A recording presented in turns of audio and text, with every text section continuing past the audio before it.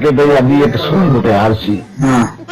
ते शक्लों भी लगदी है कुछ होशियार सी। आहो वो थोड़ा जहा मेरे होके आख्या मैं सोहनी वो शायद नालों मिठी हो तो दुध दे दोने हो आए आए सूरबूर पा के तो किहड़े पासे चले हो। आहो राह खराब है ते उत्ते तुसीं थल्ले कहने लगी मौलवी जी तुहानू काहदी पीड़ आए कहने मौलवी जी तुहानू काहदी पीड़ लगता है कुड़ियां दे पिछे तुसीं झले हो ते मुंह च वेखो तुहाडे बैठी हुई मक्खी है। वाह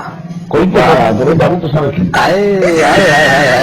आए वाह वाह वाह वाह वाह कोई तो ख्याल करो दादी तुसां रखी वाह वाह वाह वाह तब बेटे की शादी भी तैयार हो के आई है तो तुसां ने डोले रखी है वाह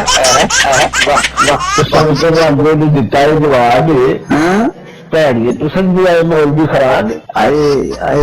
आए आए मौलवी बता रहे हैं कि इधर बंदे नहीं हां हां ठीक है मौलवी की बंदे हां हां वाह वाह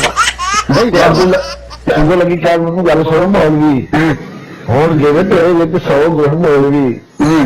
पर तू नहीं ना जानदा मैं किंदी को पति हां आहो शाहबाजी जिंदगी हो तो पति हां आए आए अपने मोहल्ले की मशहूर टके गाए ना वाह दादी बुला बहुत मैं उनकी भाव से आएगा नहीं वाह वाह वाह दादी बुला बहुत मैं उनकी भाव से आएगा तो तेरी ये भी जरूरत है कि बदू पे पालना हमारे कैमरे को कितनी तो मारना आए आए वाह वाह वाह बहुत बढ़िया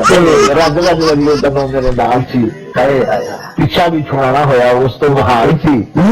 फिर आखिर के मूवी चो भैन जी लग लिया क्या बात आखिर के मूवी चो भैन जी लग लिया कहाँ जाके अजनी जी पिछा में चलिया वाह वाह वाह अगो भाई किसी को भी नजर टकानी है अगो भाई किसी को भी नजर टकानी है तो शेर के किसी को भी जुटिया नहीं